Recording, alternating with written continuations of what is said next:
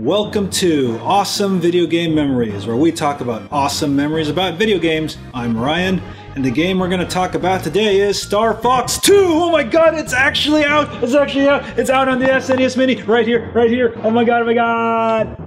So man, Starfox 2. I remember back in 1995, during the summer of my 8th grade, before I went into high school, I remember seeing the preview in Nintendo Power and being like, oh my god, Starfox 2 is coming out, it's gonna be amazing sauce! And then it never came out. But I do remember back as early as the year 2000, I think that's when I first played one of the leaked Starfox 2 beta ROMs, and from what I recall, it was just like one level that you got to play, and as the years went by, the Starfox 2 beta ROMs had there was one that had one level, there was one that had a space level, there was one that had a walker level, and then there was one inside one of the bases. But it was never truly a complete game until pretty recently, like some hackers finally got the completed ROM and translated it, and most people were able to play it. Although it's kind of weird, I did play the translated complete ROM, but I never finished it for some reason. I don't know why. I got as far as Venom, and then I was like, okay, I'll play this later. Never picked it up again. I don't know why I did that. I must be stupid. Because technically, back in 1995, the game was complete. It was done. From what I heard, yes, the game was completed. It was completely ready to go. They ironed out all the bugs, they did all the QA testing, but because the N64 was on the horizon, Nintendo was like, no, we're not going to release Starfox 2, sorry. Yeah, I think it's a common problem, Nintendo just doesn't like money. Because in all honesty, if this game came out in 1995 or 1996, this game would have sold hotcakes, man. That could have been extra money to go into Nintendo 64 development, man. The game was already completed. All you just needed to do was, just put it on cartridges, make the boxes, yeah, you probably had to spend a couple $1 million doing that and put it into stores, but still, this game would have sold hotcakes. I probably would have had, 10 copies by now. But yeah, so in 2017, we finally, after 22 years after its completion, Starfox 2 is out on the Super NES Mini. And let me tell you, it is amazing. Granted, you can get a Super NES Mini. But don't worry, Nintendo says they're making more. Promise, pinky promise. So Starfox 2 continues where the first Starfox left off, but this time Andross wants revenge once again on Corneria for his defeat in the first game. So basically, in the first game, he wants revenge on Corneria because they banished him, but now he wants revenge on Corneria for defeating him, so he wants revenge 2 times. So that's why, Starfox 2, 2 times the revenge. And like they say, revenge is a dish best served cold. Or with barrel rolls. Sorry, that joke was lame, I'm sorry. But this time, Starfox 2 takes a bit of a different path than its predecessor. This time, you actually have free reign on the map. But, however, Andross's forces are firing missiles at Corneria, and if Corneria gets hit too many times, well, basically 10 times, because, each missile does 10 damage, and you can only take 100% damage, yeah, Corneria falls. So basically, you pretty much have to decide between stopping Andross's missiles, or his fleet that shoots missiles, or his occupied planets that shoot missiles, before Corneria is completely destroyed. And a lot of these mechanics were adapted into Starfox Command on the DS. In the first game, you were only able to control Fox McCloud, but this time you can control Falco Lombardi, Peppy Hare, Slippy Toad, and 2 new characters, Miu and Faye, who never appear in another Starfox game, ever. And besides having your first player, you get to select a wingman.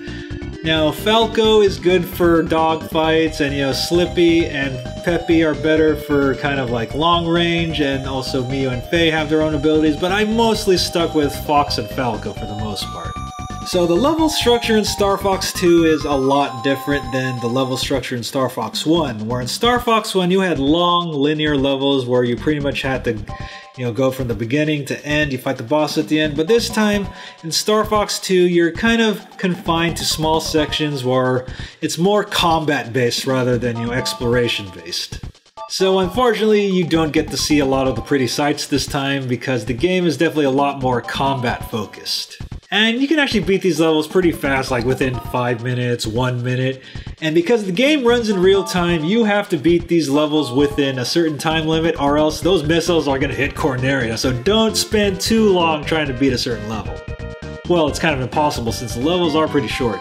And even though it's pretty cool, you get to see planets like Corneria, Macbeth, Titania, and so on, you don't get to explore them that much since they're more of occupied planets that have bases where Andross shoots his missiles from. So you have to just destroy the core of those bases and just pretty much leave. And like most people, I thought the Starwolf team originated from Starfox 64, but they actually originated in this game, and you actually get to fight the Starwolf team at various intervals throughout the game. And also one of the new gameplay mechanics is, like, you get to actually transform your R-Wing into a walker, which they adopted into Starfox 64, well, with the Landmaster tanks. And controlling the walker is actually a breeze because the walker doesn't go forward all the time, so you're not going to be crashing into a lot of walls, and it actually auto-aims for you, which is actually really cool. And also on the map screen, you have your mothership. Now, if you are low on shields, you actually barely get any shield power-ups like in the levels, but you do get a lot, like pretty much closer to the end of the game.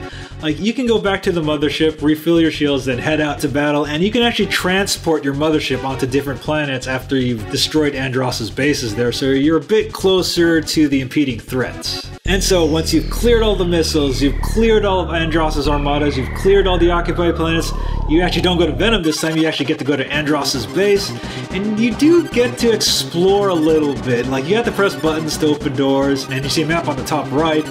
And then the final battle with Andross, in my opinion, is a bit underwhelming compared to the first Starfox. Like, he's just this, like, you know, circle mask thing. Like, he doesn't look like... or he doesn't turn into the devil mask like in the previous game. And so once you beat Andross, you get your final score, and then it's saved to a record. And then after that, you can play on hard mode, where the missiles are a lot faster, the enemies are a lot more aggressive, and then once you beat hard mode, you can play on expert mode, where obviously, yes, everything's gonna like come right at you, and you really have to decide whether I'm gonna destroy this missile, or I'm gonna destroy this fleet, or I'm gonna destroy this occupied planet. So in all honesty, I kind of prefer the first Star Fox because I kind of felt it was definitely a lot longer, definitely had a lot more variety, but don't get me wrong, Star Fox 2 is definitely a fantastic game, definitely worth the 22-year wait, and it does have a lot of its own charms. Well, first of all, I'd like to say yes, there is a lot of replay value because it's actually randomized how Andross, you know, dispatches his armadas and his taken over planets. Like, you might get to fight on Titania one playthrough, but you might not on the second playthrough, and it does encourage you to play it multiple times to see how the entire game is. And man, that Maraud's dragon looks great, even if it's a whole bunch of piles of blocks. But hey, these graphics look great back in the day. And yes, we need to completely address the completely ignorant IGN review, which gave the game 5 out of 10. Like, what the hell, man? IGN, I think you really need to not hire kids born in the 2000s on your staff writing articles about retro games. Just saying, like, I think your interview process is a little too lax at the moment. Well, like they said, you can't spell ignorant without IGN. So yeah, unfortunately, Star Fox 2 was never released back in the day, but like I said before, Star Fox 2 is available on the SNES Mini. But you have to beat the first level of Star Fox 1 in order to unlock it. And when you do unlock it, man, it like treats it like you've unlocked this massive achievement. It's like a present. Yay! Star Fox 2 is available. Like, they make you feel so special for unlocking this awesome 22-year-old game. Well, even though I prefer Star Fox 1 a lot more because I feel like it's the more polished game and it definitely gives you the more bang for your buck, Star Fox 2 is definitely a game that I wish really came out back in the day, and I'm very happy it's out on the SNES Mini. And you can definitely get it on the SNES Mini, granted you can get one, but hey, don't worry, Nintendo says they're going to be making a lot more SNES Mini because fuck scalpers! Fuck them! Alright, so that wraps up this episode of awesome video game memories about Star Fox 2, the sequel we finally got after 22 years. And if you have any memories about this game while playing the beta ROMs and stuff, make sure to leave those in the comments below. Take care. Oh, and yes, do a barrel roll! Hey guys, Ryan here, and I hope you enjoyed that episode on Star Fox 2 here on Awesome Video Game Memories. And if you like this episode, make sure to like, comment, and subscribe, and especially make sure to click on the notification bell to make sure you know when we release new episodes, because YouTube won't tell you. And if you want to see me and the Battle Geek Plus crew play games live and chat with us, you can watch us on twitch.tv/BattleGeekPlus. Make sure to follow and make sure to check our schedule for which games we're playing. Take care.